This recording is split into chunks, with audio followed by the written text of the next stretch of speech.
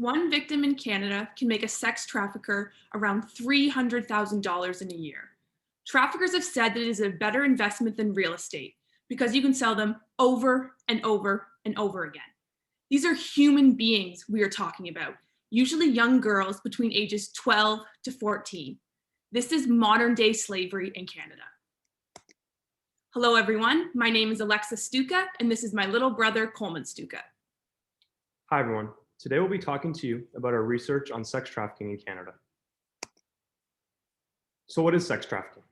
Sex trafficking is different from sex work and is defined as the recruitment, harboring, transportation, provision, obtaining, patronizing, or soliciting of a person for the purpose of a commercial sex act. It involves the use of force, fraud, or coercion to make an adult engage in commercial sex acts. However, any commercial sexual activity with a minor, even without force, fraud, or coercion, is still considered trafficking. The Government of Canada describes sex trafficking as a form of modern-day slavery. There is a demand for sex with exploited victims, and traffickers meet this demand by luring, grooming, isolating, and then exploiting victims. The first step in the trafficking process is luring victims by identifying their vulnerabilities and then building connections to take advantage of them. Traffickers will then groom victims by providing for their basic needs and wants. After this, they will attempt to isolate victims by cutting off any support systems that they may have and becoming their sole provider. Once this process has been completed, sex traffickers will exploit victims with threats and manipulation in order to force them into the sex trade. A common trend that is occurring is that traffickers will build intimate relationships with victims as a way to build trust, consequently making it easier to exploit them. Victims of sex trafficking can be abused sexually multiple times a day at the hands of traffickers who pimp them out for anyone willing to pay for sex. Sex trafficking is a complex issue with many stakeholders involved. The key stakeholders are Johns, traffickers, victims, and communities.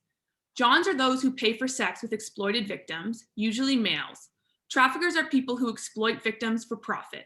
And victims are usually young women who have been forced and coerced into performing sexual acts within the sex trade by traffickers.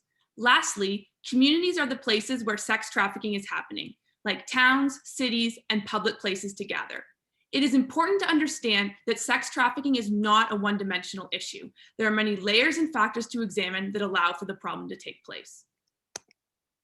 The main causes that hold sex trafficking in place are greed, lust, vulnerability, and ignorance. To further understand the problem, it is important to know and understand how each one of these connects to a stakeholder. Greed is what motivates a trafficker to traffic. Sex trafficking is a lucrative business with high profits and relatively low risk because of how difficult it is to prosecute and convict traffickers. Lust is what causes Johns to pay for sex. Sexual fantasies and illusions, hostile masculinity, and sexual aggression all can contribute to why a John may participate in the sex trade. Vulnerability causes victims to be more susceptible to sex trafficking. Factors that can cause vulnerabilities are poverty, mental health issues, domestic violence, family dynamics, and being a part of a disenfranchised group. Ignorance also plays a part in holding sex trafficking in place, as a lack of awareness allows for sex traffickers to operate unnoticed in communities across Canada. Causes of ignorance may be a lack of education and knowledge relating to the issue, misconceptions being portrayed by the media, and varying levels of privilege. Sexism, racism, and colonialism all contribute to creating unhealthy power dynamics that allow for traffickers and Johns to exploit victims. Women of color are affected by sex trafficking at disproportionate rates. For example, Indigenous women make up 51% of all sex trafficking victims in Canada. This fact can be traced back to a long history of oppression and colonialism involving residential schools and intergenerational trauma. A lot is being done to combat sex trafficking. The United Nations came out with a framework and protocol to combat sex trafficking, and the Canadian government followed suit by implementing the framework of the 3 Ps. The solution landscape can be divided into prevention, protection, and prosecution. Some examples of prevention efforts are implementing anti-trafficking campaigns and increasing awareness in schools. Protection efforts focus on providing trauma care and resources to victims. And prosecution focuses on laws and legislations to combat sex trafficking. Although there is a lot being done, from interviews and research, many agree that it is not enough when it lacks the 4th P, which is partnership. The quote on the screen clearly defines the importance of this when it states, "Since no single professional, agency, or system can effectively serve human sex trafficking survivors in isolation, Effective services must integrate multidisciplinary expertise, survivor input and leadership, and cross-sector partnership. After having interviews with 2 survivor supporting organizations, it is clear there's a lack of partnership within the Canadian solution landscape. It was iterated in these interviews that partnership between prevention, protection, and prosecution efforts, as well as including survivor voices, is the direction that organizations and the government are wanting to work towards, as no one individual or organization can combat sex trafficking alone when it involves the help of everyone. From our research, we identified 4 gaps and their levers of change. The first gap and lever we discovered was that there is not enough focus on the perpetrators. Most anti-sex trafficking campaigns focus on what may cause a victim to be more susceptible to the problem, but lack of focus on why traffickers traffic and why Johns pay for sex.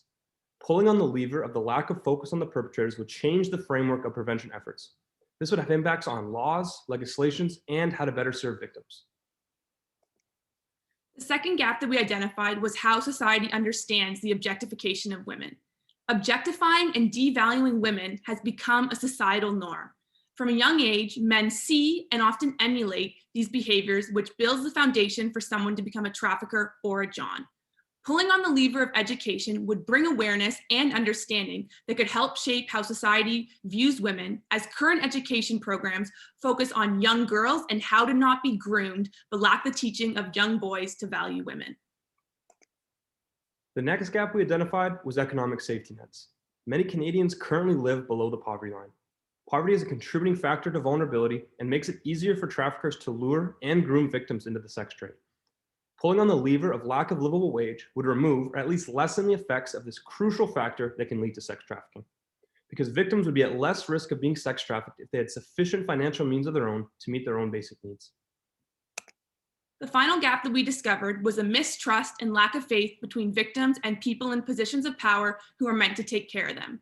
Prosecution rates are low in convicting traffickers, so victims have little confidence in law enforcement's ability to help them.